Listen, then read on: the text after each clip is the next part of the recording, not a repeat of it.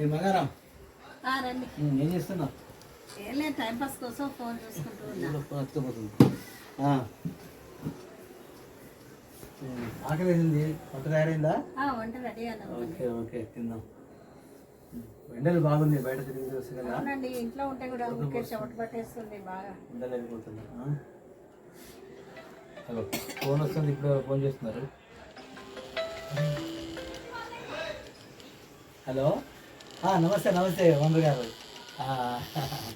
Rent గురించి చేసారు కదా. ఓకే ఓకే ఓకే రెడీగా ఉన్నాయి, రేపు మార్నింగ్ పంపించేస్తాను మీకు. Okay okay thank sorry for late. Okay okay బంగారం, మొన్న నీకు 5,000 ఇచ్చాను కదా ఇంటికి రాగలరు కదా అని, అవి తీసుకురాపు. అవి కొంచెం ఖర్చు అయిందండి. ఖర్చా? ఇంటికి రాయి కోసం పక్కన పెట్టా పైసలు అవి ఖర్చు ఎట్లా తెలుసు, కానీ మళ్ళీ ఏమన్నా చూస్తారులే అని నేను కొంచెం చాలా ఇంపార్టెంట్ విషయం కోసం ఖర్చు పెట్టా. ఏం వేస్ట్? ఏం ఖర్చు పెట్టావు? అది వేస్ట్ కాదు, ఇంకా మనకు ఉపయోగమైనదే.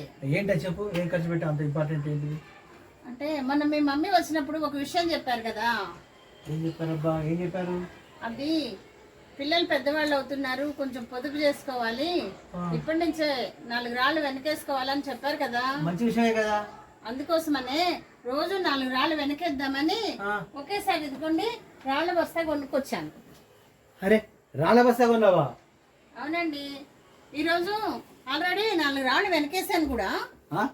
చూడండి. అరే, ఇది ఎక్కడిదా బాబు?